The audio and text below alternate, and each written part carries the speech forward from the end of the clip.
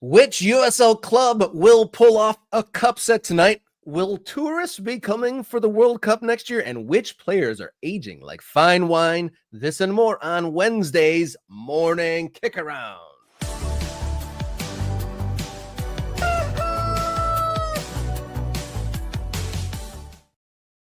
Hello and welcome to the show. This is Morning Kick Around, where we cover the world's favorite game from the world's favorite country. Coming to you live each Monday, Wednesday, Friday. I'm Robert Kerr, up from the lower leagues. He's Jason Davis, back from vacation. How you doing, sir?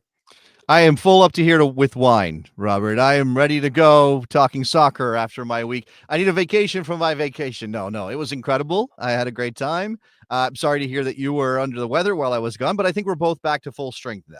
Yeah, we were definitely on the opposite spectrums of why were you missing from the show? You were like up here on the positive. I'm having a good time with my family on vacation. I was here doing work and being sick. So we had spent our time away doing different things, but what brightened my time away was Mr. Ron Patel from New Mexico United.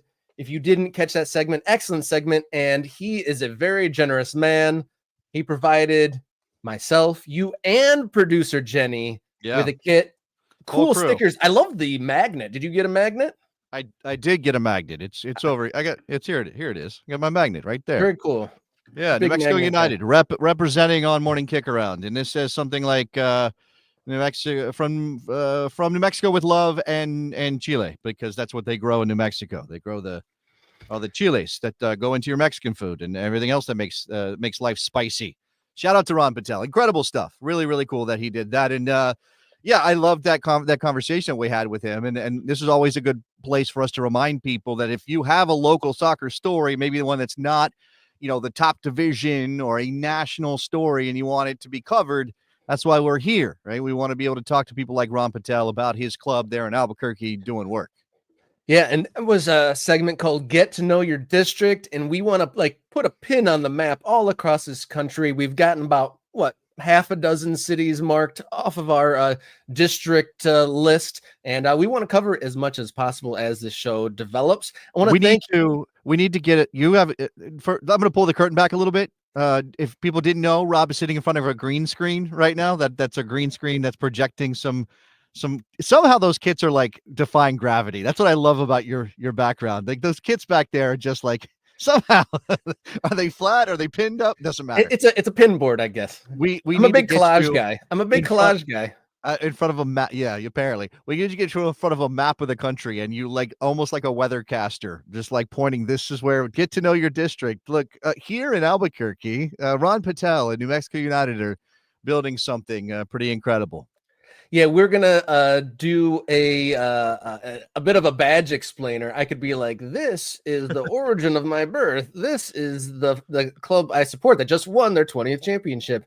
This is the first international tournament that I watched, and and so on. But I want to thank everyone who commented and contributed both in our Discord, on the videos, and not only got memberships here on YouTube, also donated on Ko-Fi. So while we were absent, there was lots going on with the MK Ultra, so big thank you to everyone who did so. I think on Friday, we should run down all the people who are members, both on Ko-Fi and on the YouTube channel.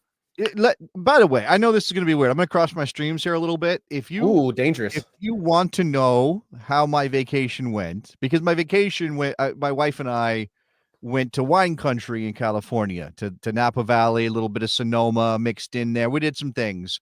If you're at all interested in that, let me know in the Discord or in the comments, and I'll put something together. Because, I don't know if people are interested in that kind of thing, but maybe you want a little bit. I'm not an influencer on Instagram posting all my vacation photos and telling you where to go and all that stuff, but I might have some insight. I might be able to hook you up a little bit with some information. I really wanted to see you in a bikini by the pool while you're in California. No, that was not my California vacation. Rob, I don't know what you think I was doing. I went to Napa Valley, spent way too much money, drank some wine, and that was my vacation. Went to San Francisco a bit too. So that little bit of a Northern California jaunt, but not 85-degree weather by the pool kind of stuff. Yes or More no or less, question. Did you get lured into any of the tasting rooms where they like try to upsell you and ship crates back to your house and stuff like that? Oh, Rob, this is why this is why the people that the people that support us best on the show on Morning Kickoff. So I'm asking if you want that information, because yes, we did indeed do some tastings. Some people from that support us on the Best Soccer Show, my besties. 3 of them hooked me up with my wife and I up with tastings at various wineries. So we got the full experience, and none of them are hard selling. They're not like, you have to buy the wine, but you feel compelled sometimes to maybe ship a couple bottles back home. No cases. I'm not on that level, Rob. I'm not a case guy. Well, let them know. Do we want to hear more? Well, no. Well, we got lots of good segments coming up. And before we get to the segments, remind you, if you are watching now and haven't hit subscribe, do so now. You can also become a member to get all sorts of benefits, including early access to videos, priority commenting, emojis, and much more. You can also follow us on social media at MKickaround, at X, Instagram, Blue Sky. Write us an email. We've gotten lots of pro-row manifestos lately that we got to respond to. morningkickaround@gmail.com. One thing I've noticed about our audience, everyone's got a pro-row manifesto. Oh, man.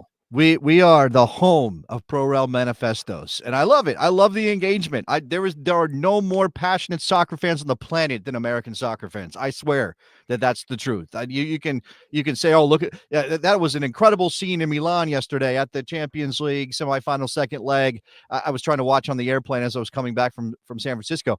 But come on, American soccer fans write manifestos. That's dedication, Rob. That's dedication.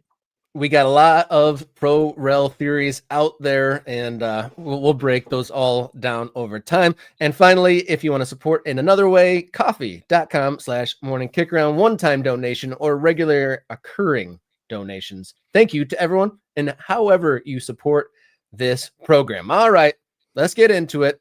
Let's start our segments. Here comes Long Balls here on Morning Kickaround.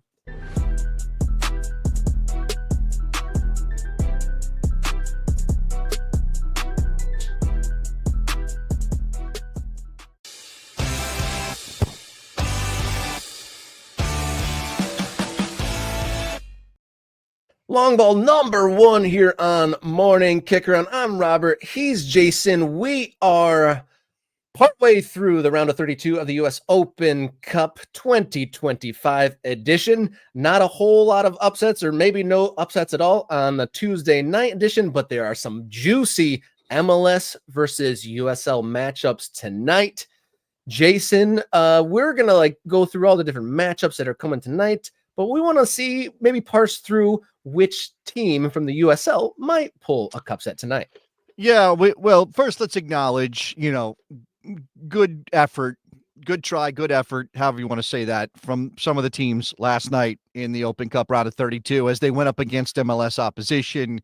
Tacoma Defiance, although they are attached to an MLS team because they are the MLS Next Pro side for the Seattle Sounders, nearly did the job against the Portland Timbers, but fell 2-3 at home there in Tacoma. You had Nashville narrowly getting past Chattanooga Red Wolves. I know the Chattanooga Red Wolves are not every American soccer fan's favorite team for almost MK Dons-like reasons, now that I think about it. Rob, we'll come to MK Dons later in the show. Sure. But they gave Nashville a game. It ended up 1-0. There's a late red card in that, but I want to acknowledge that. So that's a team out of USL League One trying to get past an MLS team and failing. Colorado Springs Switchbacks, defending champions of the USL Championship at home. Yeah, 4-1 losers to the New York Red Bulls. It didn't go well for them. Charlotte FC took down North Carolina. So again, a couple of teams really put in an effort. A couple of them got ran off the pitch a bit. In terms of what's happening tonight, I'm just going to start with the earliest game on the board, Rob. That's the Pittsburgh Riverhounds at home against NYCFC. And the thing we never quite know is how the MLS team is going to handle this from a lineup perspective. Yeah. We don't know. Question the cup competitions, right? And big teams playing small teams. I was unable to keep an eye on what went down in Colorado Springs last night, but I know that the Red Bulls rolled out very much a reserve team. and still handle their business against the USL Championship side. That doesn't mean, by the way, that there's this huge gap. And I know that we want to talk about there not being that big of a gap sometimes when you see a USL Championship side knock off an MLS team. But we'll see tonight whether NYCFC wants to take this thing seriously, whether they want to really go for this, or if Pascal Jensen is going to say, let's maybe give some of the kids, some of the reserves an opportunity.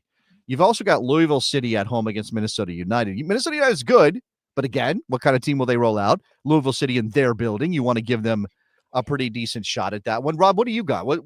Pick one out from what I haven't mentioned yet. Looking at the earlier slate of games, I'm guessing one that's kind of a bit of tasty in the Northeast. Rhode Island hosting New England. So yeah. Rhode Island getting quite the explosive start to their life as a club. Obviously, they went to the USL Championship final last year. They've had some big games. And the Chowda Derby, right? Is that what we're calling that one? I would imagine that seems to be an appropriate one. Hosting an MLS team in their second season. I mean, that's a highlight at any point, but so early in their life is pretty incredible for them. And the other one, obviously, there's a local connection for me, is Detroit City FC traveling to Chicago. And Chicago looking a little bit better in league play, but got absolutely drubbed by a touchdown not too long ago. So what will the Chicago Fire do against DCFC? It should be noted they're playing that game in Bridgeview.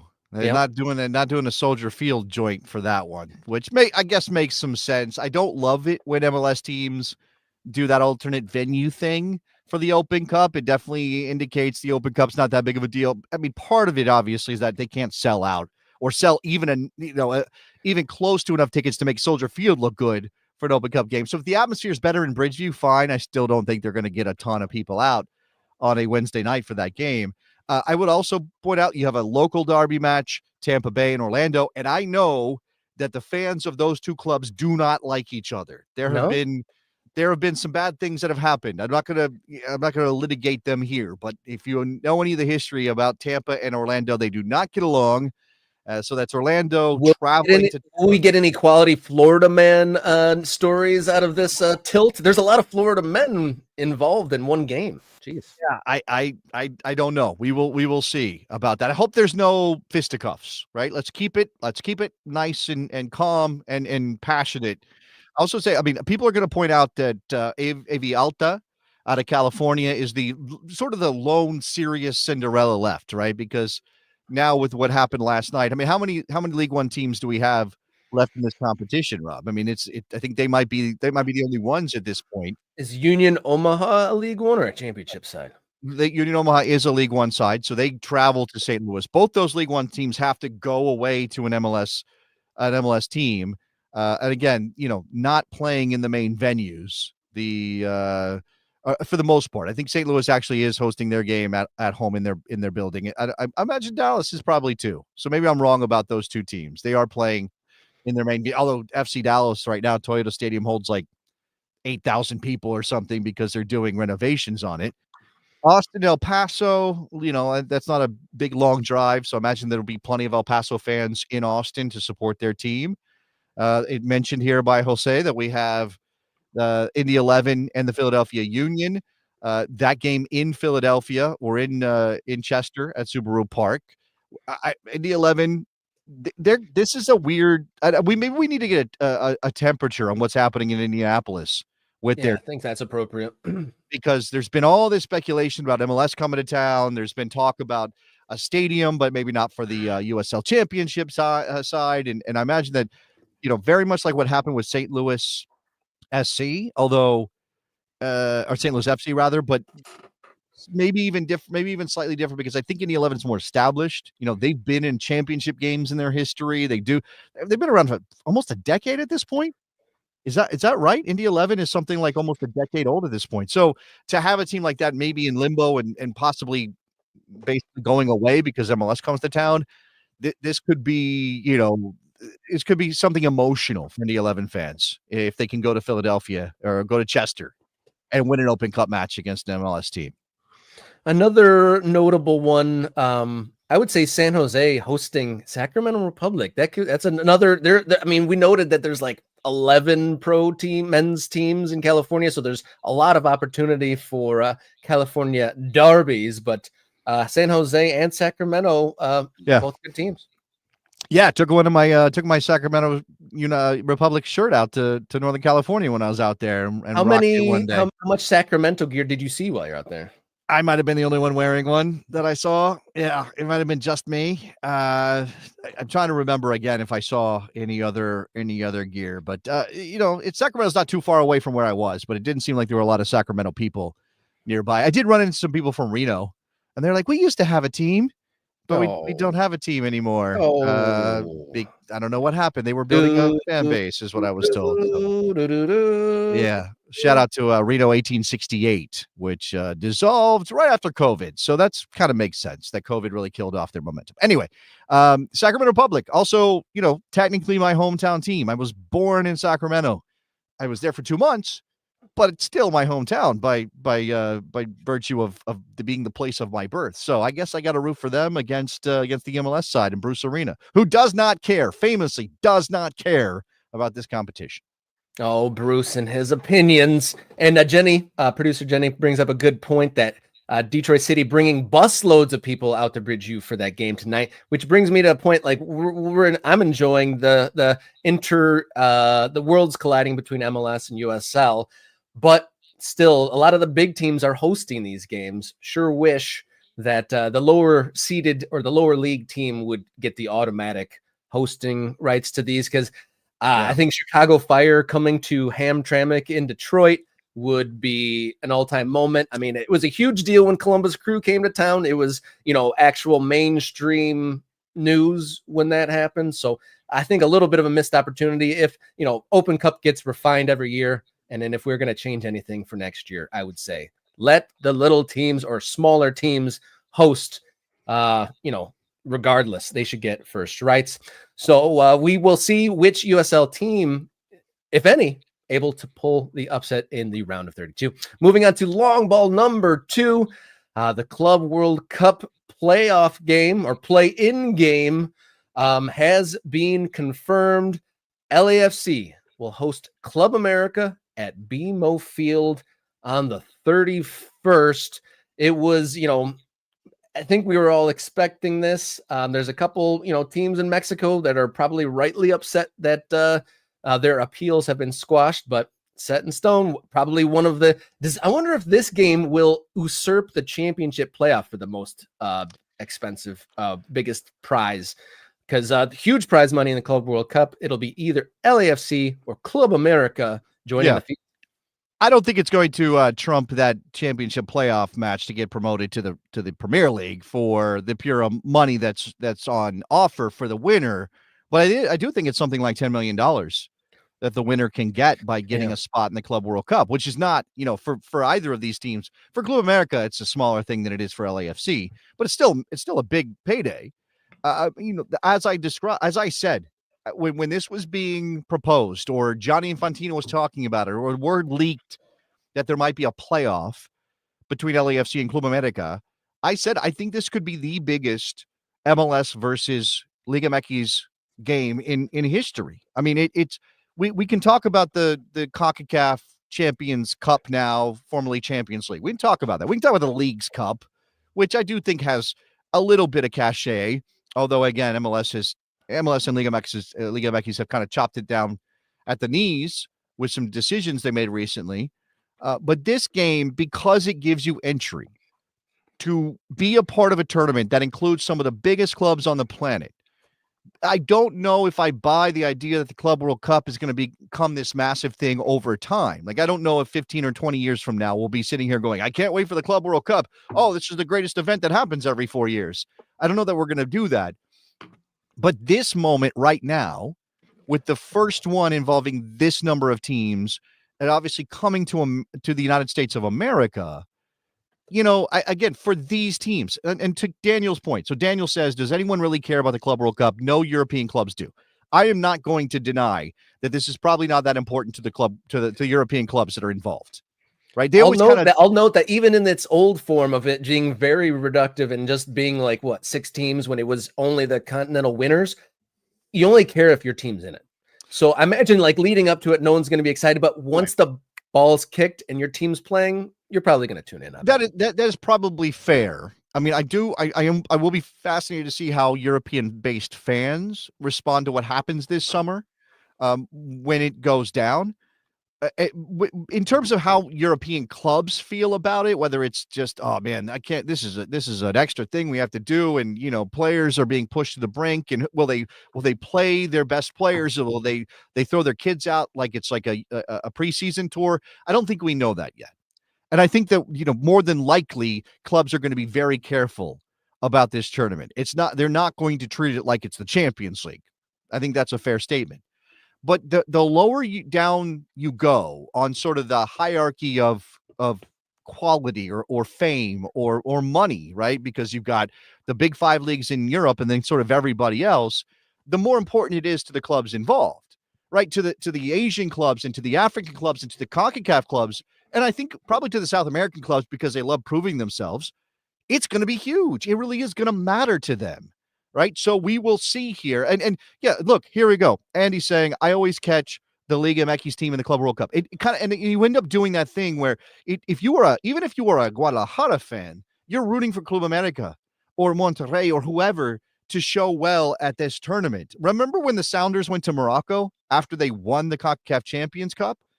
We went, let's see how they bombed because it was poorly timed and it wasn't the right moment and they probably weren't good enough. But we as MLS fans, even if I think we should be moving on from this rah, we're all in this together kind of attitude, it's not MLS for all anymore. I still think there is still that flying the flag for your league. And this is going to be an opportunity to put another MLS team or another Liga MX team in this tournament. And these are both recently successful clubs. Like Club America's maybe the most successful club in the history of Mexican football. They're the biggest club in Mexican football. And you got LAFC, who have established themselves as a power in Major League Soccer. By the way, with the story of a manager who is on his way out the door at the end of the season. It's also notable, maybe the enthusiasm is diminished because the fly-by-night nature of this tournament, the way it's being organized, because it is notable that this play-in game is happening like 2 weeks before the tournament is set to kick off. We're only 5 weeks away from the Club World Cup kicking off, and this is happening 2 weeks before it. Can you believe, June 13th, I think, is the kickoff for this? So yeah, kind of wild that a team would have to rearrange their entire schedule. Like they're either are not spending a month in the Club World Cup in 2 weeks when this game is played. But moving on to long ball number 3 here today. Club rebrand explainers have crossed the Atlantic, Jason. And one of the oldest clubs in the UK and the world had a little bit of fun with it. But the club who, put their toe out there and explained their rebrand, a team that rebrand majorly, kind of a butt of jokes anyway for their short-term history. Milton Keynes Dons, formerly MK Dons, formerly Wimbledon, put out a rebrand, and it's got a very American familiar explainer. Yeah, so you shared this with me, Rob. This is Milton. I didn't realize that this involved changing their name, that they went from MK Dons to Milton Keynes Dons. And yeah, so they posted this new rebrand with their explainer, which I'm going to bring up bigger for us to pick apart. And then Port Vale responded, and we're going to look at what Port Vale is saying here in response to Milton Keynes Dons. But as you said, the history of MK Dons is part of the story here, right? That this is a club, the heel of the EFL, really. Yeah, and this is because there are as far as I'm aware, the only club in English football history that has been allowed to sort of relocate the way that an American sports team might relocate. Hence, English and British football fans calling them franchise FC, right? This is and that's denigrating the team. If you're a franchise, well, then you're not really a club, right? And of course, in American soccer, when people who want to take shots at MLS take shots, they say, these are franchises, not clubs, because clubs are better, right? Right, Rob? Clubs are do we all agree that clubs are better? I guess on some level. What I think is funny about this is that the last article I wrote or read a couple months ago about this club was that their attendance had been really down because their performance had been bad. So it's funny that with attendance going down, the next news story I hear about this team is a rebrand, which is also a very American thing. Very American thing to do. They have a very nice stadium that they built for this team because they were allowed to relocate from Wimbledon, south of London, to Milton Keynes. By the way, should we fill in people who don't know why Milton Keynes is also sort of derided as a location, as a locale in England? It's a planned community, right? It's very much it's a suburb.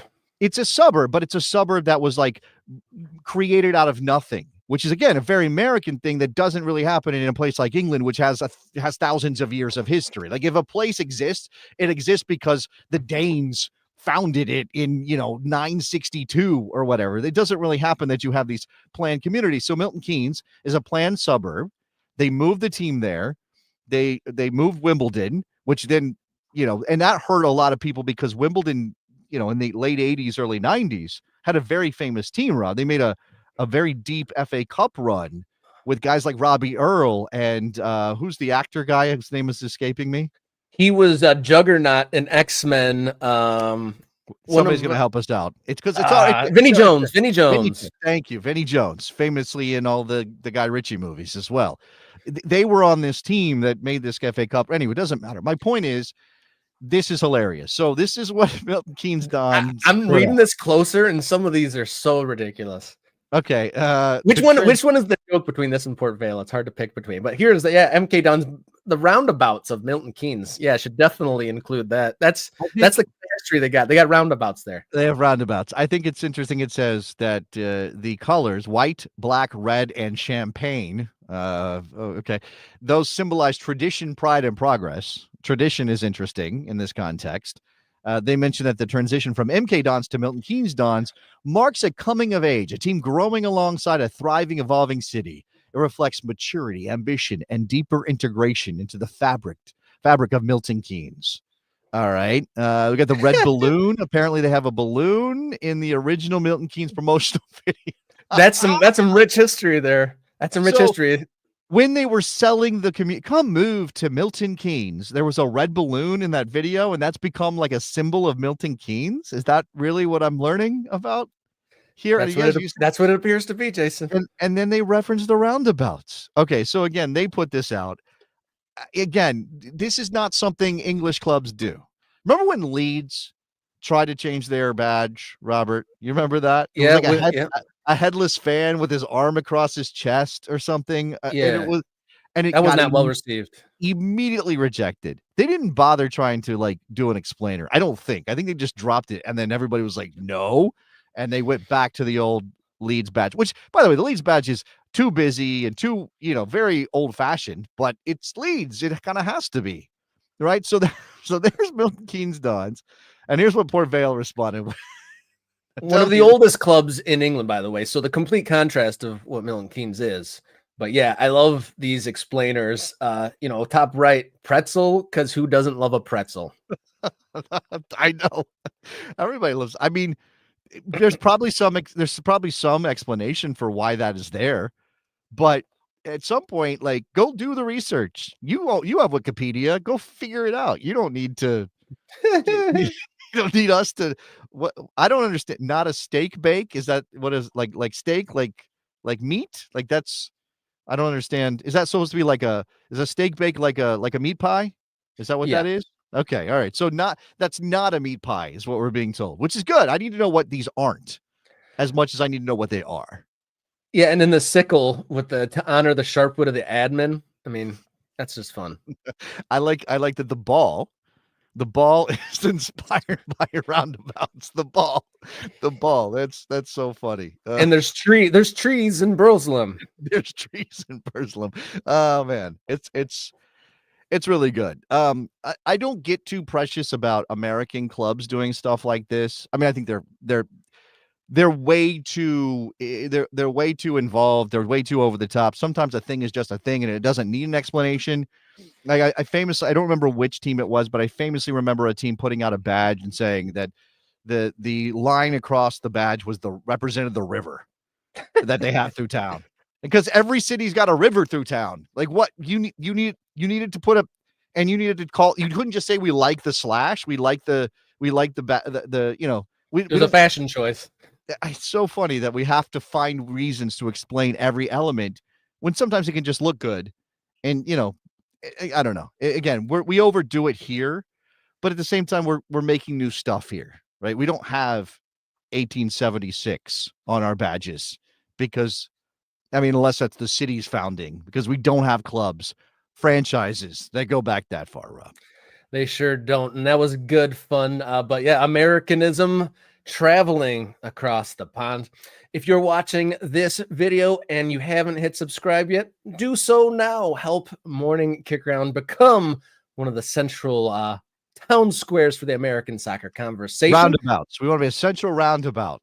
We'll stand in the middle and cars will just go around us, Rob. That's what we do. Conversation circling us. So hit the subscribe button and take it a step farther and become a member. That way you will get priority commenting, early access to videos, badges, emojis, and access to the Discord, which is starting to come alive. Thanks to Nate, producer Jenny, and the others that are already, getting that conversation popping at the Morning Kick Around Discord. Follow us on social media at mkickaround on X, Instagram, Blue Sky. Write us a note, morningkickaround@gmail.com. And you can find us as a podcast. Search Morning Kick Around on your favorite audio platform, or you can also do a donation on coffee.com/morningkickaround. One-time donation, as little as $5 or as much as you want, or do a regularly occurring donation. Thank you to anyone who's already done so, and thank you to anyone who's going to go out right now, hit subscribe, and become a member. All right, we're going to catch our breath and come back with today's hot topic here on Morning Kick Around.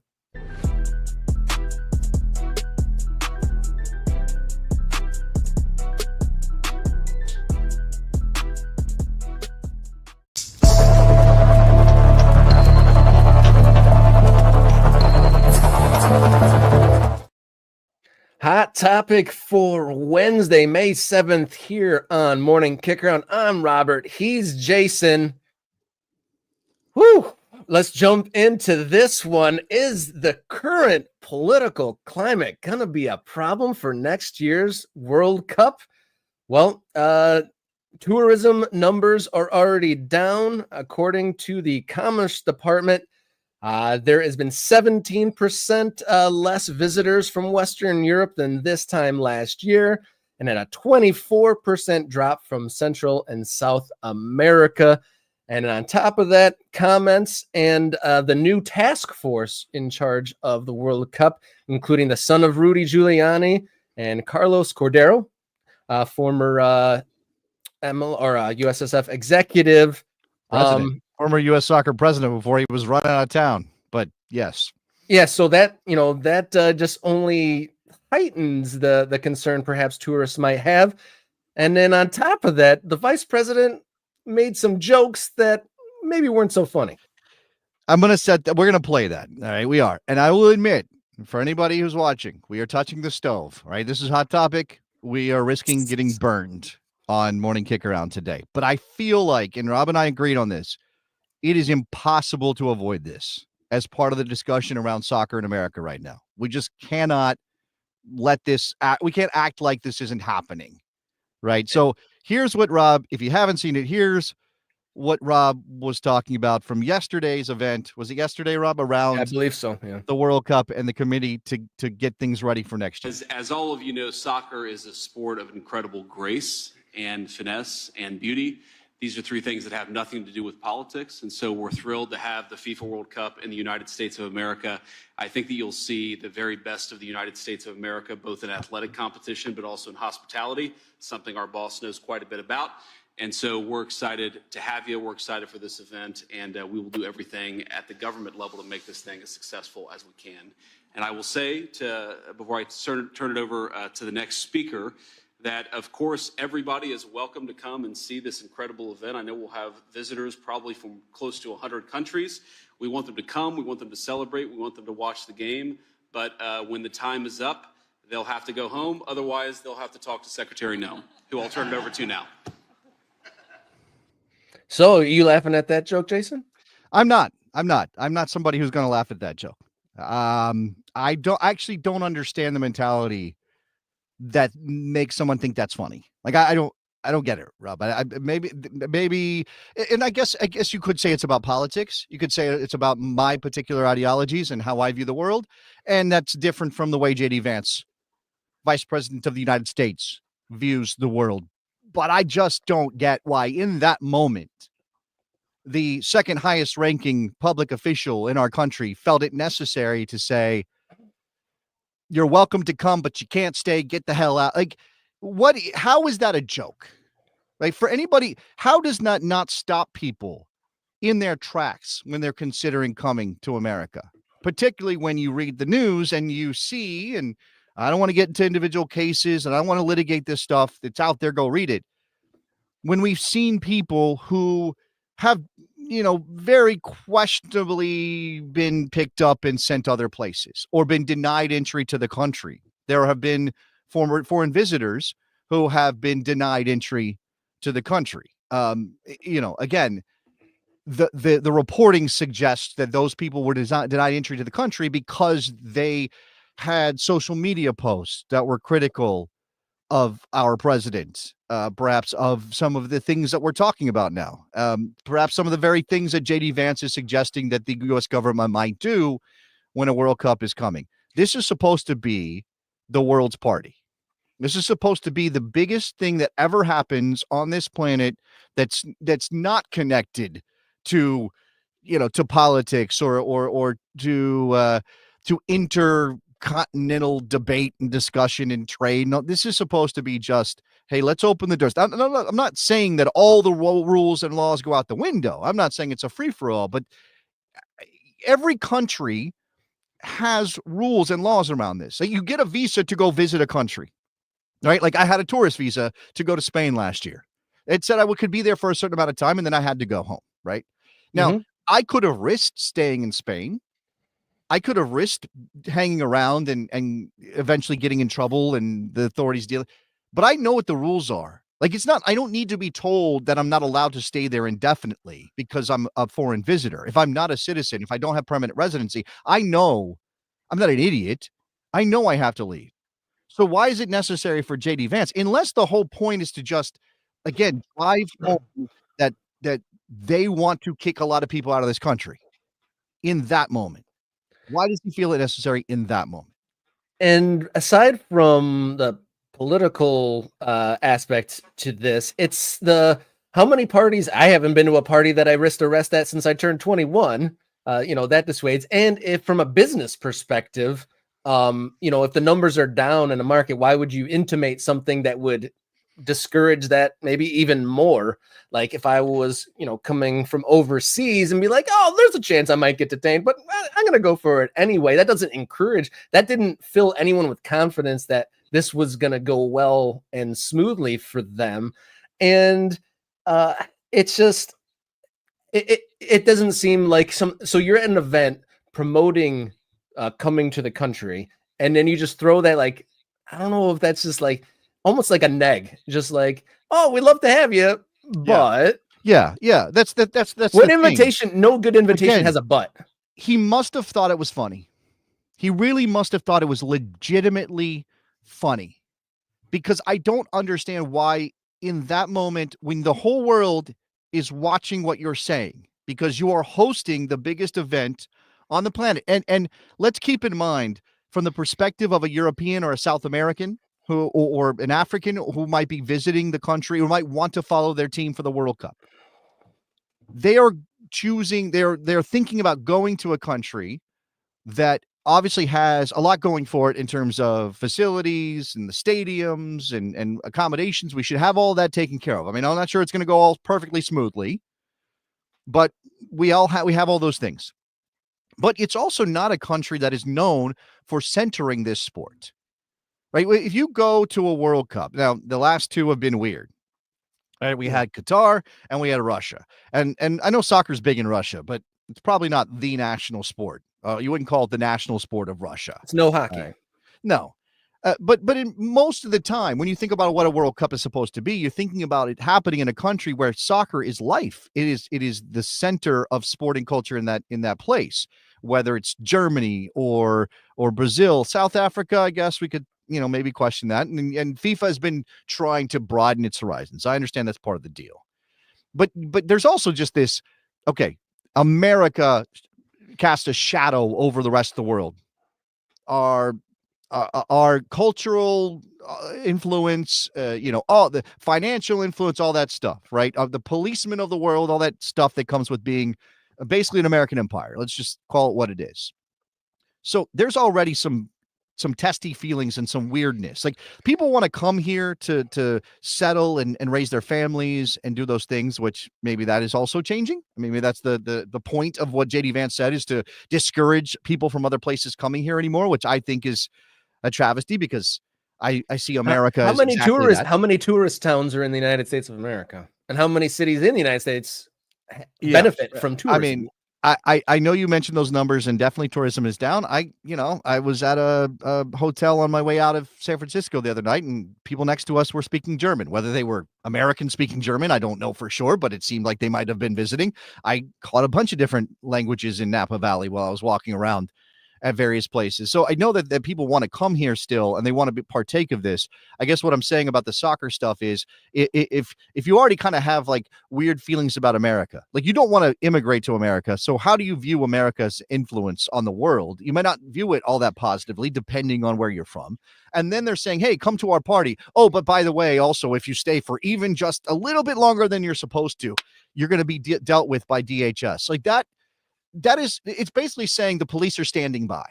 JD Vance said the police will be watching you. Who wants to come to a party like that? Who wants to come celebrate what is supposed to be an incredible opportunity to see a World Cup? I don't know, man. I might follow it up with another bad joke here. So if there's no tourists coming to the World Cup in 2026, would that mean there's more tickets available and they might be more affordable for the domestic fan? Oh, man, that is, I understand why your brain goes in that direction, Rob, but it's a very distressing and depressing thought. It is absolutely that. I think it would be a disaster for American soccer if this is not a good World Cup. I don't mean on the field. I mean in terms of the people that come, how many people come, the opportunities they have to follow and see their teams play. I mean, I don't think that would be good for the growth of the game. So you could say, well, maybe tickets will be cheaper, and I'm a soccer fan, and being selfish, I would rather have cheaper tickets so I can go see the World Cup than have this incredibly successul tournament that basically means that ticket prices will be high because everybody wants to come. But I can't be that selfish. Like, I can't see it that way. In terms of the greater good, we want this to be the celebration, because 94 was that, in a country that was still in its infancy in terms of caring about this game. And we're teenagers now. I mean, I know time doesn't work that way, but in fact, in terms of how much we care about soccer, we have grown dramatically, but we're still not to a point where the game is sort of top page news all the time. I would like it to get there. I really would. I care about that. I want soccer to grow, and on a good World Cup and a welcoming World Cup, I think, are critical to that. One last question from the comment section from Flaba Sports.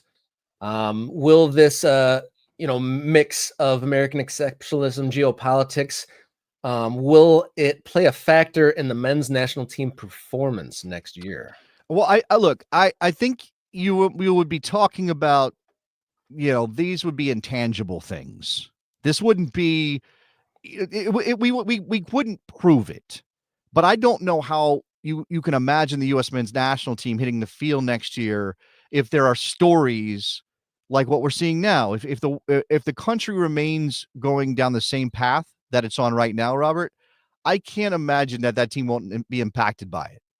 that there won't be some cloud hanging over that team, right? And I think there's still plenty of unknowns. And I'm not trying to be Chicken Little. I'm not saying the sky is falling necessarily for the U.S. men's national team, but I don't know that we're thrilled right now with where we are with Mauricio Pochettino and the attitude and the energy and the mentality. And we're talking a lot about that still. And, I know Pochettino directly addressed it in a video that we did where he did a little 4-minute interview.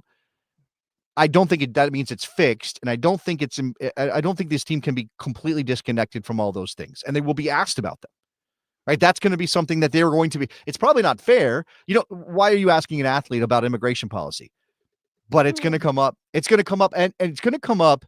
It's not just about Christian Pulisic, who has flown his political flag a little bit. It's not just about Weston McKennie or Tyler Adams, players who were born in this country and for the most part raised in this country. I think about Yunus Musa. I think about Jedi Robinson. I think about Serginho Dest. These are players who are American but didn't grow up here. And when they're asked, or when it's said to them, like, hey, you know what? Your parents might not be, if they came, they might not be welcome. They might be kicked out of the country because they're not citizens. You were born here, but they're not. And by the way, this administration also wants to take away the thing that allowed you to become a citizen by being born. Yeah, very good point.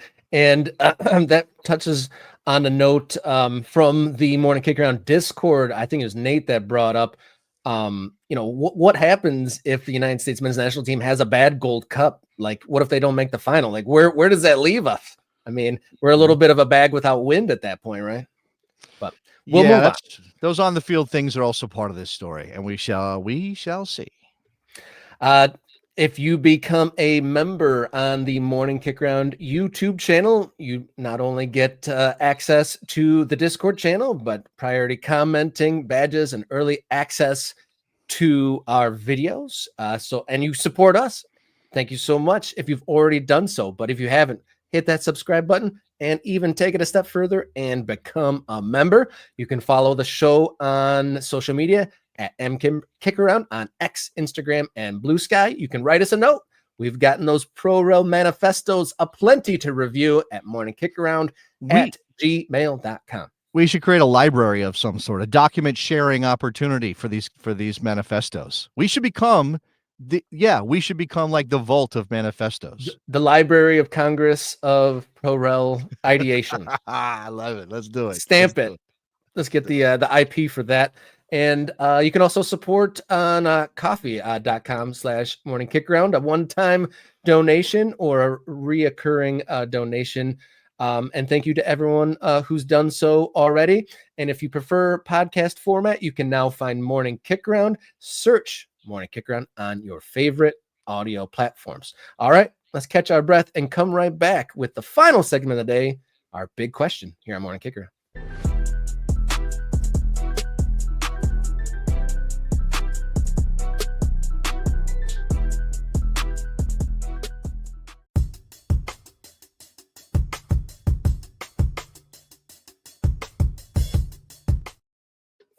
Big question here on Wednesday's Morning Kick Around. Jason, you spent some time in wine country, and yesterday in the wondrous game of Champions League football, 37-year-old Francesco Acerbi scoring that dramatic injury time equalizer. Domestically, who are the best veteran players that are aging like fine wine? Oh, that's a good question. And when we were like debating this before the show, I was saying that there aren't nearly as many old goalkeepers in MLS as we used to have, which is fine. You need to, you need to refresh the ranks every now and then. But I think there was a time when, guys like Matt Reese and Pat Onstad, and I'm probably missing 5 or 6 other guys. Luis Robles, they were pushing it to 38, 39, 40, 41, even maybe in a couple of cases. I think we've got one 40-year-old goalkeeper in Major League Soccer, and that's Brad Guzan in Atlanta. Has he aged like fine wine?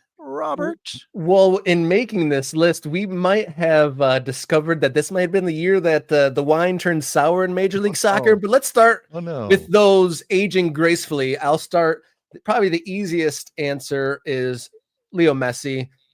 I don't know how many players in world football history have, continued to play at the level he has, knocking on the door of 40. Suarez last year was incredible, helped them to that points record, maybe showing signs that it's aging this year. And then also from my personal catalog that came to mind right away, Darlington Nagbe, still like fine wine at an advanced age. Yeah, Darlington Nagbe. How old? Do you know off the top of your head? How old Darlington Nagbe is? I mean, I think he fits this bill. I'm not going to say he doesn't, but he's definitely got a 3 at the beginning of his number. 34, which for his position, right? Unless you're playing in Serie A, 34 is kind of where things start to like maybe the knees start slow down aching a bit. Yeah, but he has not dropped off. And he is one of those players that's hard to appreciate unless you just keep an eye on him for 90 minutes. He's not flashy, at least not anymore. He scored some bangers in his youth when he was with the Timbers, but that's not what he does, right? Well, what he does is he's incredible in tight spaces. He advances the ball. He is a player that makes a midfield hum, and I love that. I love that you mentioned that. Now, he's 34, and a slightly older player who I think is absolutely an MLS legend and deserves to be recognized as such. But maybe, as you said, maybe the sourness has kicked in a bit because he's not a starter anymore. But who would be at 39? Diego Chira of the Portland Timbers, former teammate of Darlington Nagbe, because he has been up until this point. I'm sure that you could pick apart the numbers and say Diego Chira has taken a step back over the years, Rob, but I don't think there was any real argument that he wasn't one of the best defensive midfielders in Major League Soccer for a solid decade plus. I mean, we're talking about going back years and years and years since he arrived in this league. 2011 was his first season with the Timbers. He's played more than 400 games with the Timbers. I think he deserves to be on this list. I think he does. Some of the oldest players in Major League Soccer, according to Transfermarkt, is Anibal Godoy, Maxime Chanot, and I believe the oldest player in Major League Soccer is one Bradley Guzan at a ripe 40 years old. Evan Bush, also in the league, playing backup largely for Columbus Crew. Yeah. Stefan Fry, is he aging like fine wine? I would put Stefan Fry there. Stefan Fry is still up there in the elite group of MLS goalkeepers. Andre Blake, 34. Mike Thomas is saying that. But yeah, again, for a goalkeeper, still relatively young. Been great for a decade plus in Philadelphia. I remember when they drafted him, how big of a deal that was. Outside of goalkeepers, man, it's really tough. It kind of this is getting to be a younger and younger lead. Outside of that Inter Miami team, which you've already talked about. We haven't really seen. Let's see who else comes to mind. Kai Kamara would be on this list, I think, last year. I mean, he didn't play a ton, but he would have been on this list last year. But he doesn't have a contract this year, which says something. And Kai kept going and going and going, and kept creeping up the goal scoring charts. And it would have taken a huge bit of work to get him past Wondolowski for the number 1 spot overall. But the fact that he's gone this far, I think says a lot about him. I don't know, again, maybe the aging has stopped now and that wine is done. If you age it anymore, then it's probably over. Does Maxi Morales deserve to be on this list or do you think that he's slowed down too much? I don't know. I am not a big viewer of Cincinnati FC, so I really can't. NYCFC, Maxi Morales, Argentinian midfielder who was at NYCFC and then left, went back down to Argentina, and then came back. So that maybe we can let's see if there's anybody else in the chat that gets a mention. I see Andre Blake. Nate asking if Nagbe makes this list, if he plays on the national team with all the travel. I mean, that's a good point. So it's worth mentioning.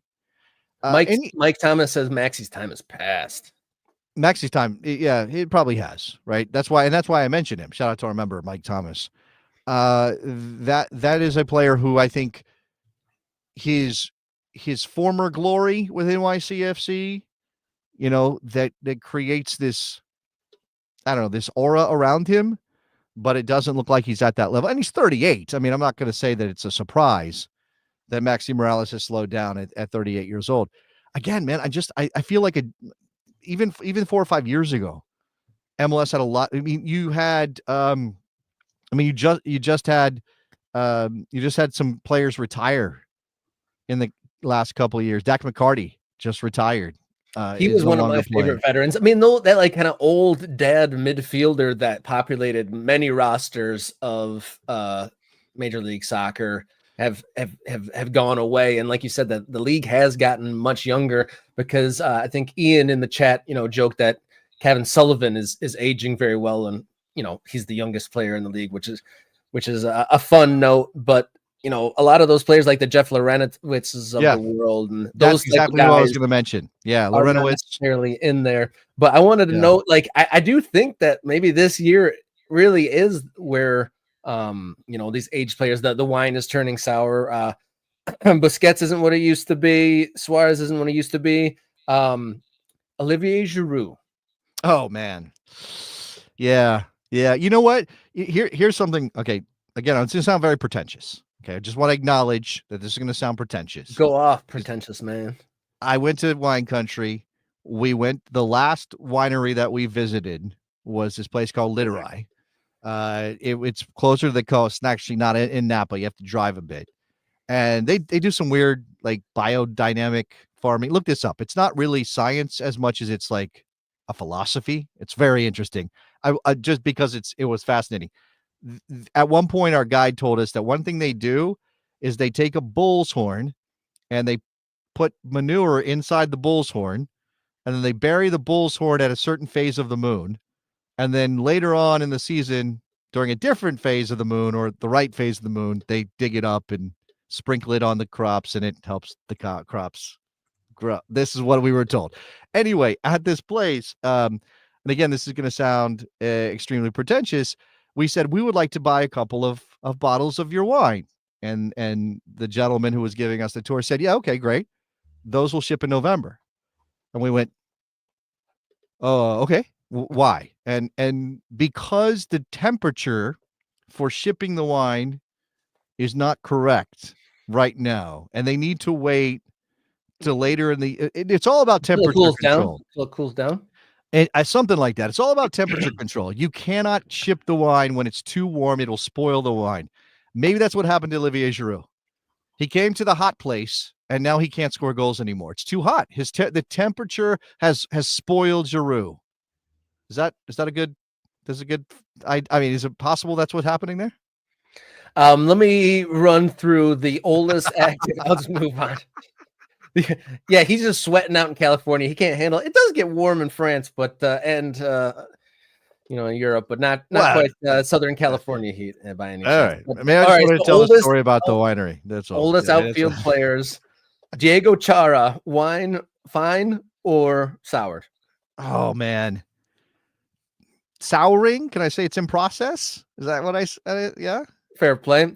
I'm skipping past a whole bunch of goalkeepers. Olivier Giroud, we touched on him. Suarez, Morales. Suarez, the jury's still out on Suarez. I think he could come back around, but right now it's not going great.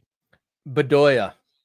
Is he playing still? I will defer to our man Mike Thomas, again, who is a Philadelphia Union fan. Ooh. Also, that gentleman also known as Phil and Miketon. That's another joke. Shout out to him. Bedoya's time done maybe 2 years ago. Up until 2 years ago, Alejandro Bedoya was doing the job. Doing the job. I mean, that the amount of ground he could cover and his involvement in the game kept him in that elite group, and it was fine. Now it's not so much. Trailing him is obviously Messi. We all know how he's doing. Tim Ream, the next oldest at 37 and a half. Yeah, look, I think a lot of people will say that the move to MLS represents the end of that fine aging process. for Tim Ream. I think that's probably a little unfair. Tim Ream has always been up and down in my books. Like he's had some of the when he was with Fulham, he had some incredible seasons and some seasons he doesn't want to watch back again, I'm sure. So he's always up and down. So that is fair. He did get better with age. So he did age well while at Fulham. And then obviously at 37, it was okay. Well, they're not going to use me, and maybe my legs aren't going to do enough for me. 840 minutes played in Major League Soccer this season. He actually did get 15 minutes in that Open Cup game last night against North Carolina FC. He's still doing it. Right? He's still out there on a regular basis starting for Charlotte. I don't know that we can say Tim Ream has gone bad. Perhaps his shipping container wasn't the right temperature when he came over from Fulham. Maybe that's what happened. And just a couple more of the elder statesmen of outfield players in Major League Soccer. Not having a great season. He got an own goal over the weekend, but how is Yoshida at LA Galaxy? Yeah. I think that I've watched a little bit of him this season. I think he's part of the problem in LA. And yeah, I don't think that that's going well. I think perhaps we passed the expiration date, although that's not how wine works. And I don't want to question the validity of transfer mark, but is Omar Gonzalez on the Chicago Fire? Still an active player. Yes. Last year with FC Dallas, this year he has moved on. He is now just kind of this bouncing around the league, squeezing more seasons out of his body. So last year he played 15 times for Dallas. He's made a couple of appearances so far, I think. Maybe I don't have the up-to-date numbers, but a couple of appearances at least for Chicago this season. And yeah, he's not a starter. He's 36. He's not going to get, he's not out there like a Cherby. He's certainly not going to pop up in front of goal and score like that in a Champions League semifinal second leg. So, yeah. Yeah, how about a Cherby dropping an F-bomb on live television and then the Athletic reprinting it unedited? Was it a Cherby that said it?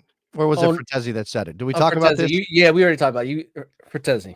You're right. I think it was Fratesi. That was surprising. That obviously live television happens, but it's wild that the Athletic would, write out his quote with the F word laden in there. Don't be so Puritan. Don't be so puritanical, Robert. I'm not scolding them. I'm not scolding them. I'm just surprised that they did it. That's all. I'm surprised. Yeah. All right. In a world that is leaning Puritan to a degree, but we will move on from that. Glad to be back in the seat doing morning kick around with you, Jason. MK Ultras, thanks for returning, and Ian, I'm glad you came back. I know you're asking where we're at. Glad to be part of your morning routine.